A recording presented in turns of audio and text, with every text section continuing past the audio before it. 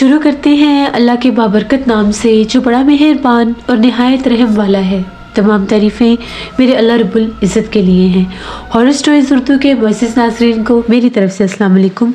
उम्मीद करती हूँ आप सब लोग खैरियत से होंगे, जहाँ होंगे खुश होंगे। आज आप लोगों के लिए वेरी इंटरेस्टिंग हॉरर स्टोरीज़ लाई हूँ जिन्हें आप लोग बहुत पसंद करेंगे। आज की पहली खौफनाक कहानी यासिर शेयर कर रहे हैं। यासिर कहते हैं, आज आपके साथ हम लोगों की ज़िंदगी में पेश आने वाली बहुत ज़्यादा ड्रामनी कहानी शेयर करना चाहता हूँ। हम लोग मुल्तान के रहने वाले हैं। आज से 3 साल पहले की बात है। हम लोगों ने एक प्रोजेक्ट शुरू करना था। मेरा और मेरी मिसेस का ये प्लान था कि हम लोग एक ऐसा घर लेंगे जहाँ पर हम लोग 5th क्लास तक एक स्कूल भी बना लेंगे और अपनी रिहाइश भी रख लेंगे, क्योंकि मैं एक टीचर था और मेरे पास उस तरह से मुझे अच्छे स्कूल में जॉब नहीं मिल रही थी। तो मैंने सोचा अपना वेस्ट करने से बेहतर है हम खुद से काम शुरू करें। तो मैंने ऐसे ही किया। बड़ी छानबीन के बाद एक सुनसान सा इलाका था, वहाँ पर आबादी बहुत कम थी और बेसिकली वो एक फैक्ट्री थी, उसकी बैक साइड बनती थी। आबादी वहाँ पर कम थी, सब्ज़ा और ये चीज़ें बहुत ज़्यादा थी। देखने वाले लोग तो शायद उसको जंगल ही समझते थे। वहाँ पर हमें एक बिल्डिंग का पता चला। आबादी उसकी दूसरी ऑपोजिट साइड पर एक रोड था, सेंटर से दूसरी ऑपोजिट साइड पर आबादी थी। मैंने से ये कहा अपनी मिसेस को कि ये घर हम लोगों के लिए सूटेबल है। एक तो घर बहुत बड़ा था, वहाँ पर स्कूल भी बन जाना था, रिहाइश भी हम लोगों ने रख लेनी थी। खैर बातचीत हो गई, हम लोगों ने वो घर रेंट पर ले लिया। वहाँ पर हम लोग शिफ्ट हो गए। 2-3 माह हम लोगों ने वहाँ पर सारा अपना सेटअप बनाया। पहले ट्यूशन स्टार्ट की, फिर स्कूल स्टार्ट कर दिया। बाकायदा स्कूल भी हम लोगों का लग गया। जैसे ही हम लोगों ने वहाँ पर स्कूल का आगाज़ किया, कुछ ऐसे कमरे थे, जब स्कूल बना तो वो कमरे भी हमने अपने इस्तेमाल में रखे। 8-10 कमरे थे वहाँ पर। इतना बड़ा वो, शायद वो घर बनाया इस पर्पज़ के लिए था कि उसको कोई स्कूल या कोई फैक्ट्री या कोई ऐसी जगह लेता, तो वो हम लोगों ने ले लिया। एक रात की बात है, हम लोग सब सोए हुए थे, सर्दी का मौसम था। हम लोगों को बच्चों के बोलने की आवाज़ आने लगी, जैसे बेतहाशा बच्चे और वो शोर मचा रहे हैं। हम लोगों के भी बच्चे थे लेकिन वो सब सोए हुए थे। मैंने अपनी मिसेस को जगाया और मैंने ये कहा कि इतने बच्चों की आवाज़ कहाँ से आ रही है। टाइम देखा तो रात के 1 बजे का टाइम था। सख्त सर्दी की रातें थी। हम लोग डरते डरते कमरे से बाहर निकले तो जिस तरफ हम लोगों ने स्कूल का हिस्सा बनाया था उस तरफ क्लासरूम नंबर 3 था। वहाँ पर बाकायदा लाइट जल रही थी, क्लासरूम बंद था। उधर से बेतहाशा बच्चों का शोर था।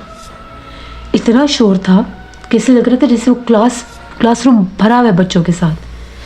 मैंने अपनी मिसेस से ये कहा कि ये स्कूल तो हम लोगों ने दोपहर से बंद किया हुआ है, क्योंकि ये क्लासेस अभी कुछ ही दिन पहले हमने यूज़ करना शुरू की हैं, तो ये लाइट किसने जलाई और इतने बच्चे कहाँ से आ गए हैं। उसने कहा कि चलो चलकर देखते हैं। हम लोग डरते डरते, अब दिल भी डरे, जब पास जाने से खौफ भी आ रहा था। जैसे ही हम लोग उस क्लासरूम के पास गए, अंदर से बच्चों का शोर, खिड़कियाँ बंद, कोई ऐसी जगह नहीं थी जहाँ पर अंदर झांक कर देखा जा सकता। बिलाखिर हम लोगों ने दरवाज़ा खटखटाना शुरू कर दिया। उनको तो जैसे हमारी आवाज़ ही नहीं आ रही थी। हम लोगों ने फिर दरवाज़ा खटखटाना शुरू कर दिया। दरवाज़ा अंदर से बंद था। जैसे ही 3-4 मिनट गुजरे, एकदम से ऐसा लगा कि जिस तरह से कोई हमारी आवाज़ सुन रहा है। आहिस्ता आहिस्ता से बच्चों की आवाज़ें अभी भी आ रही थी, जैसे बच्चे आपस में बोल रहे हैं, सही जैसे बाकायदा स्कूल लगा होता है। एकदम से जैसे वो दोबारा धकेला, दरवाज़ा खुल गया। अंदर लाइट जल रही थी, ना कोई बंदा ना कोई बच्चा, कोई भी नहीं था।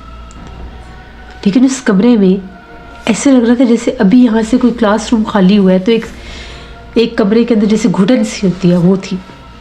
हम लोग तो डर के कि ये माजरा क्या है, बच्चे भी छोटे छोटे हैं। मेरी मिसेस ने कहा कि क्लासरूम को फ़ौरन बंद कर दो। हमने बंद कर दिया। जैसे हम लोग अपने कमरे में पहुंचे, फिर से शोर शुरू। इतना शोर जैसे कोई उधम मचा रहा है, इतने बच्चे हैं। मैंने क्या किया, मैं कमरे की खिड़की खोलकर बाहर झांक कर देखने लगा।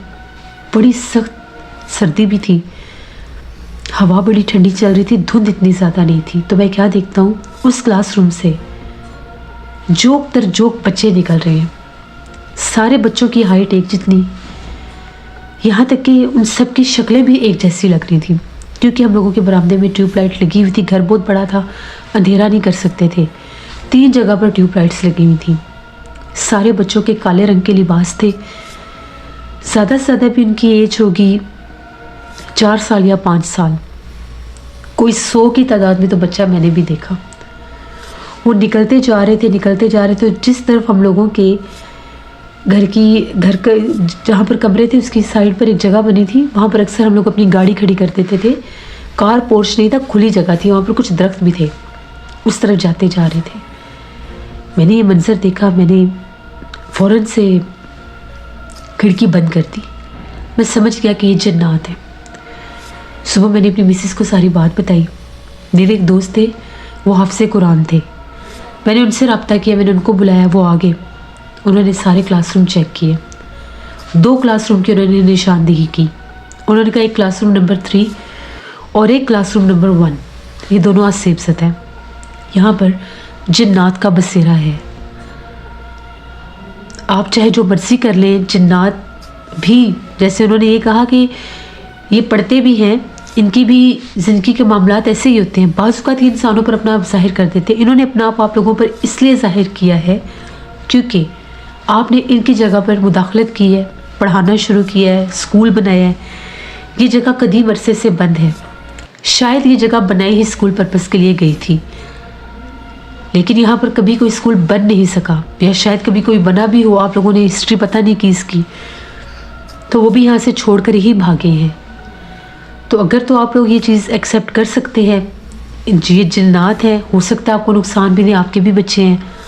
अब हम लोगों ने इतना वहाँ पर सेटअप किया हुआ था, अनाउंसमेंट की हुई थी, दाखिले हो गए, एडमिशन्स हो गए, बच्चे आने लगे। अब एकदम से स्विच करना बड़ा मुश्किल हो रहा था। हम लोगों ने ये डिसाइड किया कि अगर हमें कोई आवाज़ आएगी भी तो हम लोग गौर नहीं करेंगे, हम उस तरफ जाएंगे ही नहीं, उनको तंग नहीं करेंगे। पहले तो ऐसा होता कि रात को बाकायदा क्लास लगती, आवाज़ें आती बच्चों की, शोर शराबा होता, जैसे सही स्कूल लगा हुआ है।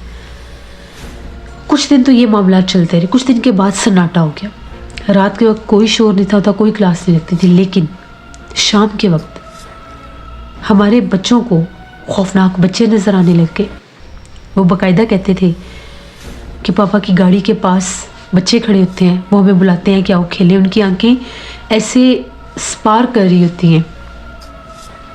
मेरी बेटी का एक डॉल थी, एक टॉय था, उसकी आइज़ ब्लिंक करती थी, उसमें लाइट्स लगी हुई थी। वो बार बार कहती थी कि उनकी आंखें ऐसी हैं डॉल की तरह। ये चीज़ बड़ी ख़तरनाक थी। अब वो बार बार बच्चे भाग भाग कर उधर जाते थे। उनके टॉयज़ जो थे कमरे से गायब होकर उधर मिलते थे। कभी किचन के जो बर्तन थे वो ज़मीन पर पड़े मिलते थे। अब उन जिन्नात ने हमारे साथ शरारतें शुरू कर दी, हमें तंग करना शुरू कर दिया। हम लोग सोए होते थे तो कभी कोई पाँव छेड़ जाता था, कभी कोई बाल खींच लेता था। बंद कमरों में भी वो आ जाते थे। फिर उन लोगों ने, उन जिन्नात ने जब हमें बहुत ज़्यादा सताना शुरू कर दिया, हम लोगों ने उनसे हम गुलाम होने की कोशिश की कि हमें तंग ना करें, हम लोग यहाँ से चले जाएंगे। लेकिन नहीं, वो बहुत से ज़्यादा बेकाम बढ़ने लग गया। रात को सोने नहीं देते थे, अजीबोगरीब आवाज़ें आती थी, दरवाजे खटखटाते थे, कभी खिड़की पर पत्थर मार रहे होते थे, बाकायदा बच्चों के रूप में, और वो बहुत ज़्यादा थे। मेरी मिसेस कहती हैं कि मैंने एक बूढ़ी औरत को देखा है। शाम का वक्त था, मगरिब के टाइम। तो मैं क्या देखती हूँ, मैं उस साइड की लाइट जलाने गई हूँ। जो ही मैंने लाइट जलाई तो हमारे गेट के पास से एक बूढ़ी औरत थी, बिल्कुल झुकी हुई थी, सफ़ेद कपड़े थे, स्टिक भी पकड़ी हुई थी, और वो उन्हीं दरख्तों की तरफ जा रही थी। अब मैं बहुत डरने लग गया। फिर हम लोगों ने सारा सेटअप वाइंड अप किया। एक घर हम लोगों ने और लिया। वो घर बहुत बड़ा नहीं था। हम लोगों ने उसके फर्स्ट फ्लोर पर स्कूल बनाया। उसके बाद वहाँ पर हम लोगों के साथ ऐसा कोई माजरा नहीं हुआ। जो कुछ हमारे साथ उस बिल्डिंग में हुआ वो हम कभी भी नहीं भूल सकते। फिर मुझे एहसास हुआ, इतने वीराने में, इतने दरख्तों में घिरी हुई वो जगह थी, तो वो क्यों गैराबाद थी और क्यों उसने इतने कम दामों पर हमें दे दी? क्योंकि वो जगह सेफ ज़दा थी। बाद में जब मैंने कुछ इन्वेस्टिगेशन की तो पता चला कि 8 से 20 बरस पहले उस जगह पर किसी ने स्कूल ही बनाया था। उनके साथ भी ऐसे ही माजरा हुआ था। फिर वो लोग वहाँ से भाग गए थे। तो ये हमारी एक कहानी थी जो कभी भी हम लोग फरामोश नहीं कर सकते, कभी भी नहीं भुला सकते, जो मैंने आपके साथ शेयर की। बहुत शुक्रिया यासिर आपका। जैसे ये थी आज की एक हॉरर स्टोरी। अपना फीडबैक मुझे ज़रूर दें, आप लोगों को कैसी लगी। आप लोग भी अपनी खौफनाक कहानियाँ शेयर कर सकते हैं। डिस्क्रिप्शन बॉक्स में दिए गए ईमेल आईडी nushirvik57@gmail.com पर। इसके अलावा आप लोग मुझे कमेंट बॉक्स में भी स्टोरी शेयर कर सकते हैं। अपना बहुत सा ख्याल रखिएगा, अपनी ढेरों दुआओं में मुझे, मेरी फैमिली, मेरे पूरे पाकिस्तान को याद रखिएगा। Thank you for listening my stories. Stay blessed. Allah ने के बाद।